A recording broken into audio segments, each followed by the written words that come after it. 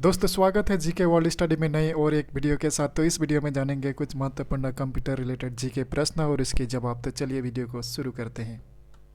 सबसे पहले जानते हैं नंबर 1 प्रश्न, कंप्यूटर के आविष्कारक कौन थे? तो इस प्रश्न का भी जवाब option A B C D में दिया गया है। तो इस प्रश्न का सही जवाब निकल कर आते हैं option number C, Charles Babbage. Charles Babbage ने कंप्यूटर का आविष्कार किया था।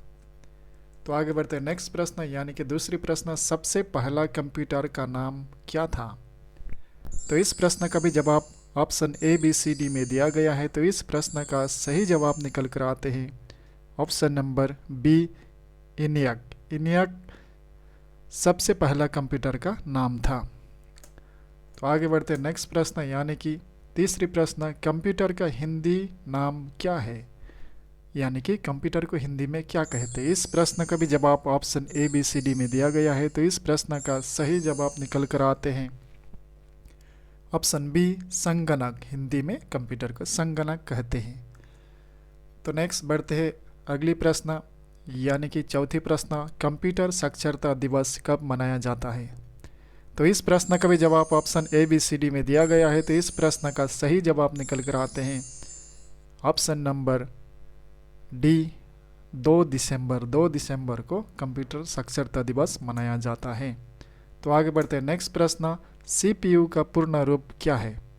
यानी कि सीपीयू का फुल फॉर्म क्या है? तो इस प्रश्न का भी जवाब option A B C D में दिया गया है। तो इस प्रश्न का सही जवाब निकल कर आते हैं option number A, central processing unit. यानी कि सीपीयू का फुल फॉर्म हो गया, पूर्ण रूप हो गया सेंट्रल प्रोसेसिंग यूनिट।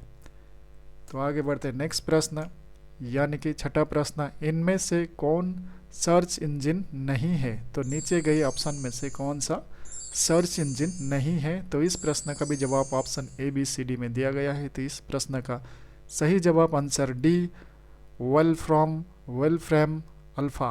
ये जो सर्च इंजन नहीं है, बाकी गूगल, याहू, बाइडू ये सभी हो गया सर्च इंजन।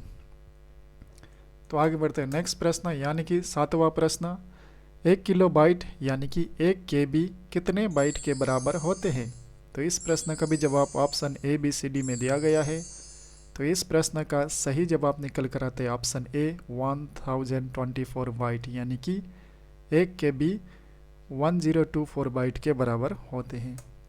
तो आगे बढ़ते हैं नेक्स्ट प्रश्न, यानी कि आठवां प्रश्न, 1 मेगाबाइट यानी कि 1 MB कितने बाइट के बराबर होते हैं? तो इस प्रश्न का भी जवाब option A B C D में दिया गया है। तो इस प्रश्न का सही जवाब निकल कर आते हैं ऑप्शन ए, 1024 KB यानी कि 1024 KB किलोबाइट के बराबर 1 MB यानी कि 1 मेगाबाइट होते हैं। तो आगे बढ़ते हैं नेक्स्ट प्रश्न, यानी कि 9वां प्रश्न, 1 गीगाबाइट यानी कि 1 GB कितने बाइट के बराबर होते हैं? तो इस प्रश्न का भी जवाब option A B C D में दिया गया है। तो इस प्रश्न का सही जवाब निकल कर आते हैं ऑप्शन बी, 1024 MB यानी कि 1024 MB में 1 GB होते हैं। तो आगे बढ़ते हैं नेक्स्ट प्रश्न, 1 TB कितने बाइट के बराबर होते हैं? यानी 1 TB में कितने बाइट के बराबर होते हैं? यानी कि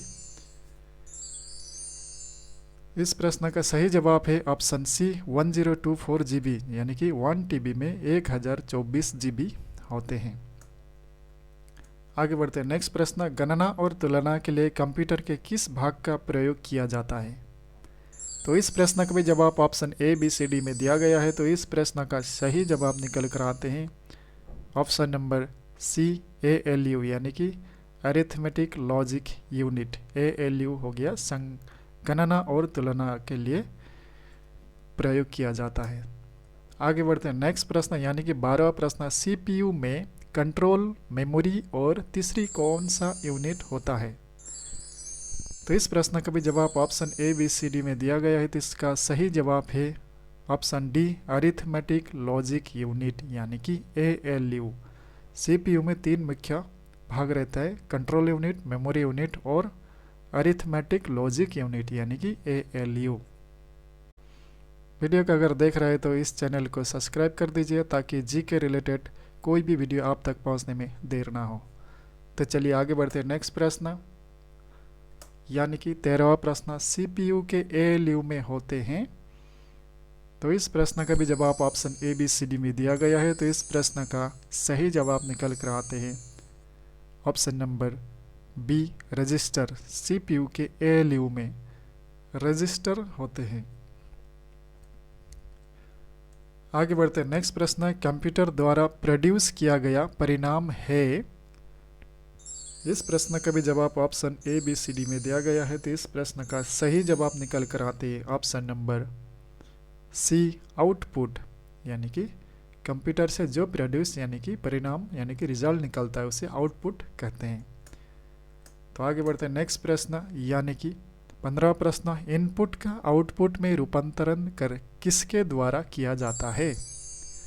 तो इस प्रश्न का भी जवाब ऑप्शन ABCD में दिया गया है। तो इस प्रश्न का सही जवाब निकल कर आते हैं ऑप्शन C, CPU। यानी कि कंप्यूटर के CPU में इनपुट को आउटपुट में रूपांतर किया जाता है। तो आगे बढ़ते हैं। नेक्स्ट प्रश्न यानी कि 16वां प्रश्न, प्रथम गणना यंत्र है। तो इसका भी जवाब ऑप्शन ABCD में दिया गया है। तो इसका सही जवाब है ऑप्शन नंबर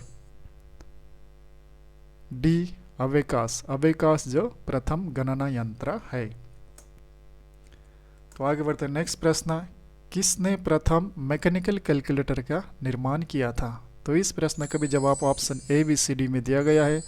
तो इस प्रश्न का सही जवाब निकल कर आते हैं option number B, Blaise Pascal. Blaise Pascal ने प्रथम यानी कि फर्स्ट मैकेनिकल कैलकुलेटर का निर्माण किया था। तो आगे बढ़ते हैं। नेक्स्ट प्रश्न, क्रे यानी कि CRAY क्या है। तो इस प्रश्न का भी जवाब ऑप्शन ABCD में दिया गया है। तो इस प्रश्न का सही जवाब निकल कर आते हैं option number D, super computer.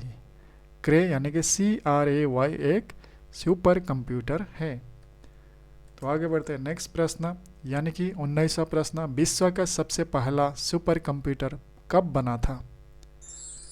तो इस प्रश्न का भी जवाब ऑप्शन ABCD में दिया गया है। तो इस प्रश्न का सही जवाब निकल कर आते हैं ऑप्शन नंबर C, 1976।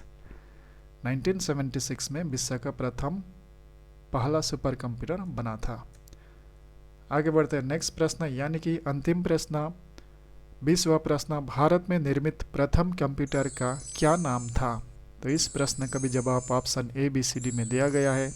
तो इस प्रश्न का भी सही जवाब है ऑप्शन B, सिद्धार्थ। तो भारत में निर्मित प्रथम कंप्यूटर का नाम था सिद्धार्थ।